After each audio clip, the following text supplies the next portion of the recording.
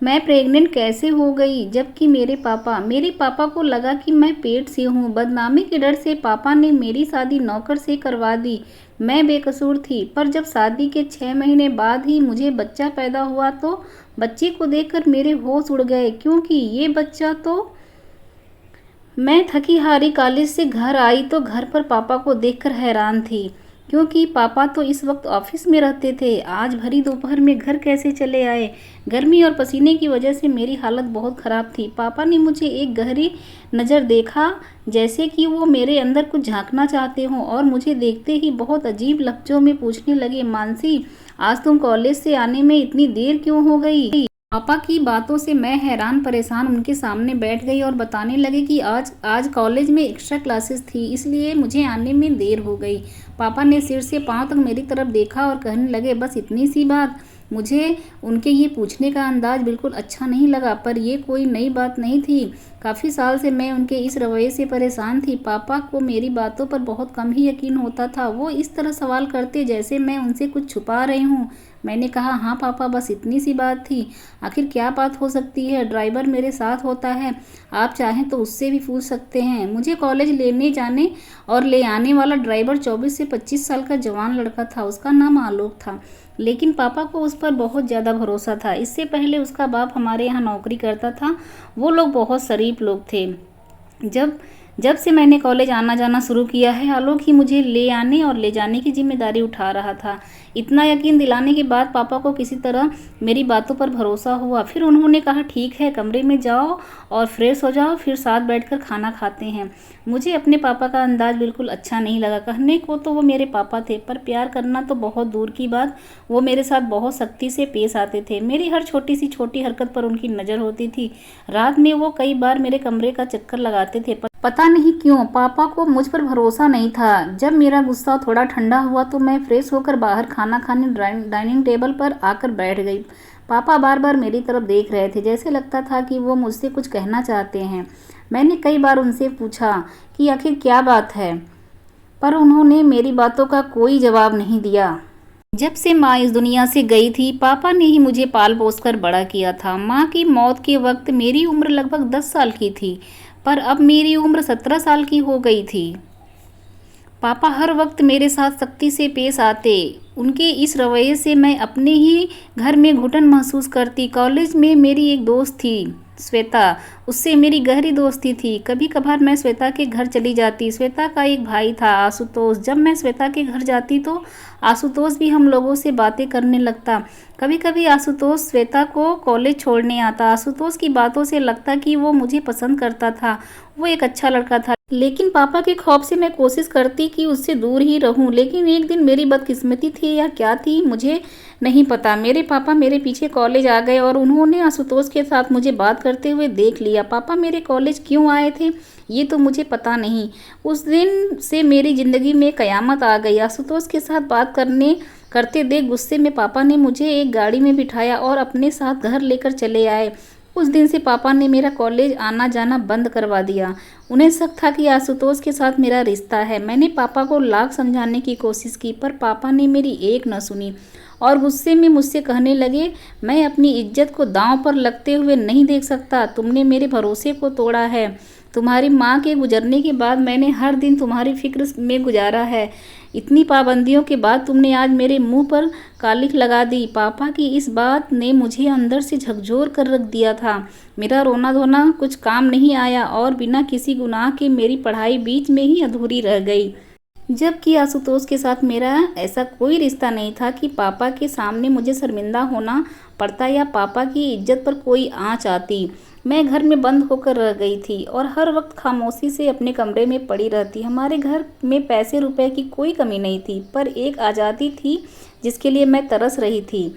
मेरे पापा को ही जब मेरे ऊपर भरोसा नहीं था तो मैं गैरों से क्या उम्मीद रखती।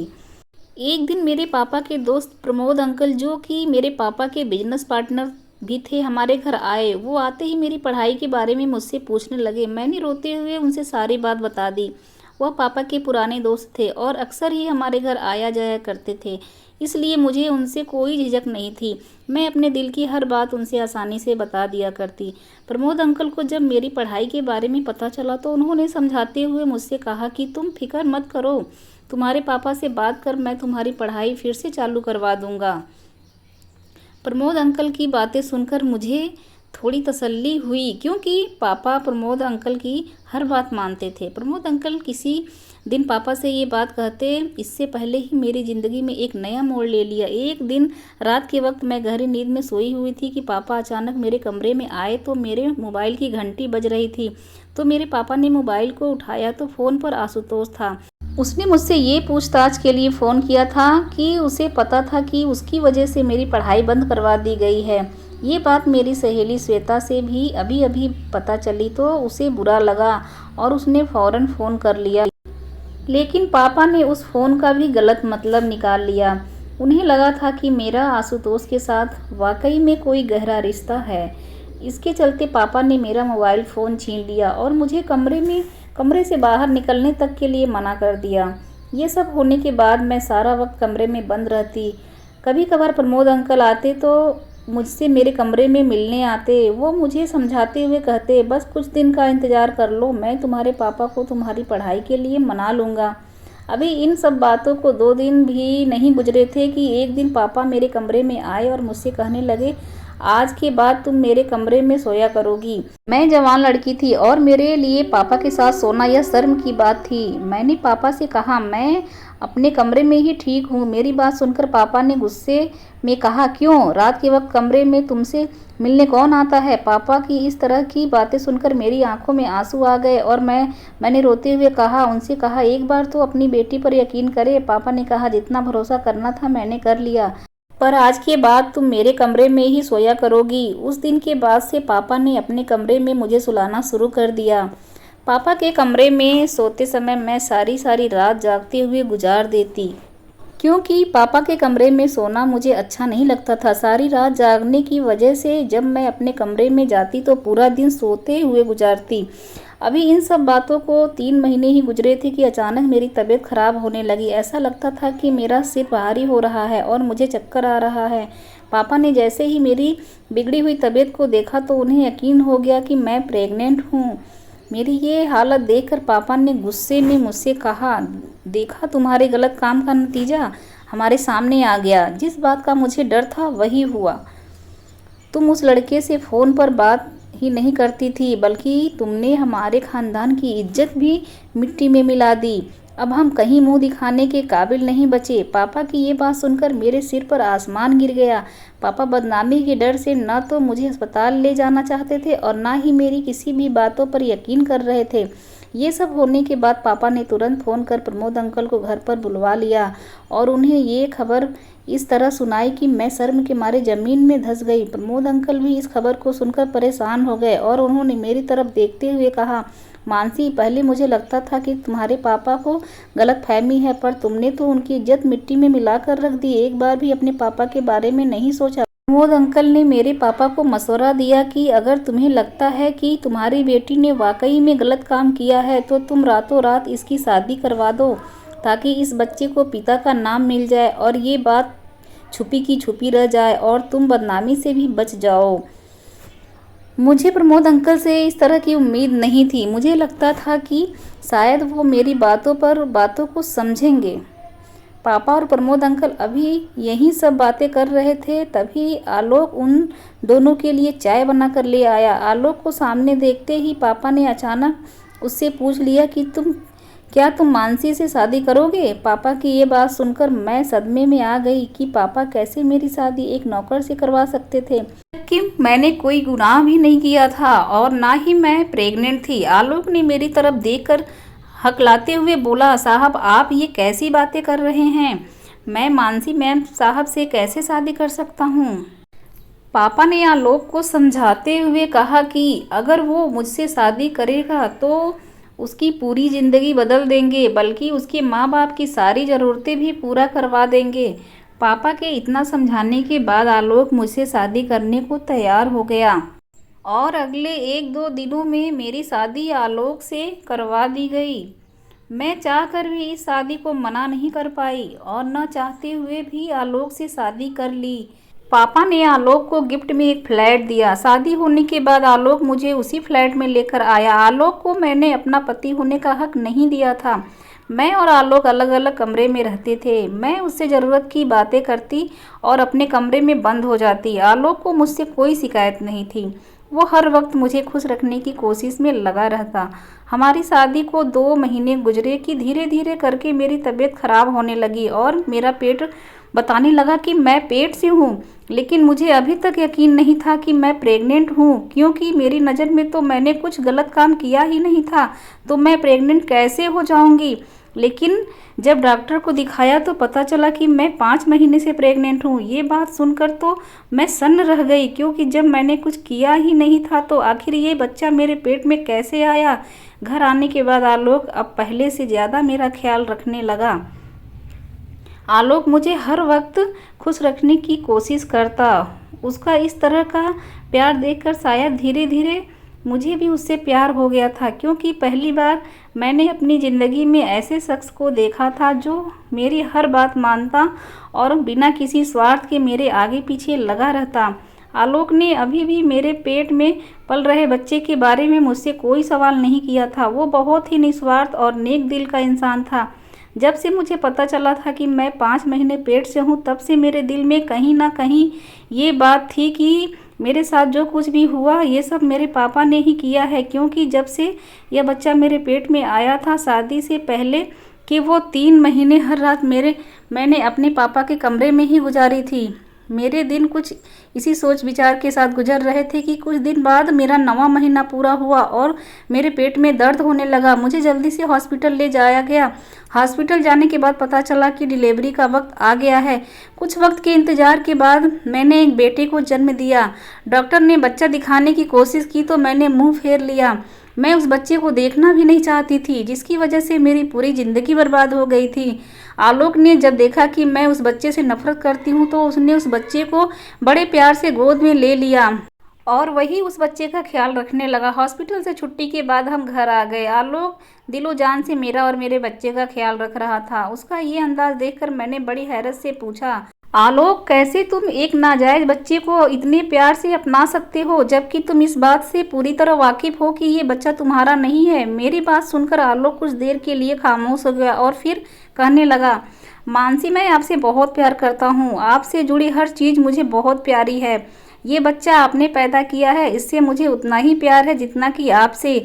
उसके मुंह से अपने प्यार का इस तरह इजहार सुनकर मैं दंग रह गई। बच्चे को पैदा हुए महीना दिन होने वाला था, लेकिन अब तक मैंने बच्चे को गोद में नहीं उठाया था। आलोक ही बच्चे का दिन रात ख्याल रखता। मैं अपने कमरे में बंद होकर अपनी बदनसीबी पर आंसू बहाती रहती थी। मैं उस बच्चे को हरगिज अपनाना नहीं चाहती थी। एक दिन मैं अपने कमरे में बैठी हुई रो रही थी कि आलोक मेरे पास आया और मुझसे कहने लगा, मानसी जी मुझसे आपका ये दुख देखा नहीं जा रहा। क्या आपको जानना है कि ये बच्चा किसका है। उसके मुंह से ये बात सुनकर मैंने हैरत भरे अंदाज से कहा, हाँ मुझे जानना है, मुझे जल्दी बताओ। आलोक ने कहा, मैं आपको सब बताऊंगा, पर इसके लिए आपको मुझसे एक वादा करना होगा। मैंने कहा, क्या। ये सच्चाई जानने के लिए बाद में आप इस बात को अपने दिल में दफन कर लेंगी और किसी को नहीं बताएंगी, क्योंकि ये बात किसी को भी पता चला कि ये बच्चा किसका है तो हमारे बच्चे के भविष्य पर बहुत बुरा असर पड़ेगा। और इसमें इस मासूम का क्या कसूर। मुझे किसी भी हालत में सच्चाई जाननी थी, इसलिए मैंने आलोक से वादा किया, ठीक है जैसा तुम कहते हो मैं वैसा ही करूंगी। पर आलोक के मुंह से सच्चाई जानने के बाद मेरे पैरों तले जमीन खिसक गई, क्योंकि इस बच्चे का बाप वो इंसान था जिस पर मैं खुद से भी ज़्यादा भरोसा करती थी। मेरे बच्चे के पिता प्रमोद अंकल थे और प्रमोद अंकल ने ये सब मेरे साथ मेरे पापा की प्रॉपर्टी हड़पने के लिए किया था। प्रमोद अंकल शुरू से ही मेरे पापा को मेरे प्रति भड़काते थे, इसलिए मेरे पापा ने मेरे ऊपर भरोसा नहीं करते थे। आलोक ने बताया कि एक दिन प्रमोद घर पर आया तो आलोक के सिवा घर में कोई नहीं था। शायद उस दिन मेरे सिर में बहुत तेज दर्द था और मैंने आलोक से चाय बनाने को कहा था।